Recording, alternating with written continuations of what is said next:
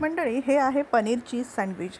हे खायला जेवढं भारी लागतं ना, त्याहून बनवायला तर एकदमच सोपं आहे। त्यासाठी करायचं काय, तुमच्या घरामध्ये ज्या ज्या भाज्या आहेत ना त्या घ्यायच्या।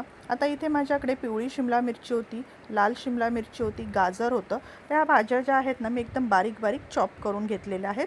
ह्याच्या व्यतिरिक्त तुम्ही इथे कोबी, तुमच्याकडे जर कोबी असेल, हिरवी शिमला मिरची असेल तर तीही तुम्ही वापरू शकता। आता माझ्याकडे ज्या भाज्या अवेलेबल होत्या त्या मी चॉपरमध्ये घेतल्या आणि एकदम बारीक अशा चॉप करून घेतलेल्या आहेत। आता एका वाडग्यामध्ये इथे मी पनीर, साधारण 100 ग्रॅम पनीर मी किसून घेतलेलं आहे।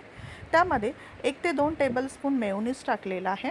मेयोनीज टाकल्यानंतर इथे मी टाकलेलं आहे थोडंसं किसून मी इकडे चीज घेतलेलं आहे आणि इथे मी थोडंसं चिली फ्लेक्स टाकलेलं आहे, थोडंसं ऑरेगॅनो टाकलेलं आहे आणि जे आपण आता भाज्या इथे बारीक बारीक चॉप करून घेतलेल्या आहेत तर त्या भाज्या यामध्ये मिक्स करायचं आहेत। आता ह्या भाज्यांमध्ये थोडंसं अगदी चवीनुसार मीठ टाकायचं आहे आणि मीठ ऑलरेडी आपल्या बऱ्याचशा जे चीज वगैरे असतं त्यामध्ये मीठ आधीच असतं, त्यामुळे मीठ एकदम थोडंसं चवीनुसार टाका।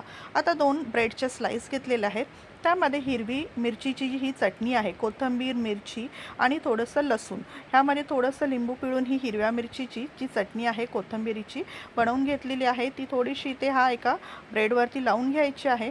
एका ब्रेडवरती टोमॅटो केचप टाकलेला आहे, तो पण इथे पसरवून घ्यायचा आहे। आता आपण जे मिश्रण रेडी केलेलं आहे ना ते मिश्रण ह्यामध्ये टाकून घ्यायचं आहे।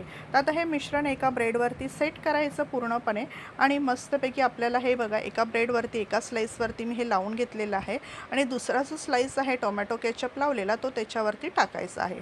आता इथे माझ्याकडे हे टोस्टर आहे, तर मी ह्या टोस्टरमध्ये सँडविच बनवलेलं आहे। त्याच्यामध्ये थोडंसं बटरनी ब्रश करून घेतलेलं आहे। जर तुमच्याकडे टोस्टर नसेल तर तुम्ही काय करू शकता, एखादा तवा घ्यायचा, तव्यावरती पण हे सँडविच तुम्ही बनवू शकता।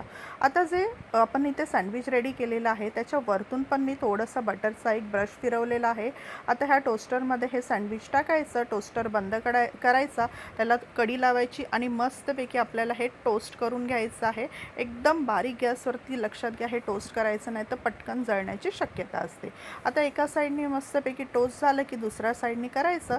एक साधारण अर्धा ते 1 मिनिटामध्ये तुमचं हे सँडविच रेडी होतं। अर्धा मिनटं एका साईडने, अर्धा मिनटं दुसऱ्या साईडने। आता बघा, हे सँडविच मी टोस्टरमधून काढून घेतलेलं आहे, त्यावरती थोडासा बटरचा ब्रश फिरवलेला आहे। आता हे कट करून मी घेतलेलं आहे, त्यावरती थोडीशी कोथिंबीर, किसलेलं थोडंसं चीज टाकायचं आणि चटणीसोबत हे सर्व करायचं। तर हे तुमच्या मुलांना असे सँडविच करून द्या, त्यांना खूपच आवडतील आणि त्यानिमित्ताने पाहिजे त्या भाज्या तुम्ही त्यांच्या पोटामध्ये घालू शकता। तर बघा, इथे मस्तपैकी आपलं हे इथे सँडविच रेडी झालेलं आहे। ह्यासाठी हवं तर तुम्ही ब्राऊन ब्रेडचाही वापर करू शकता।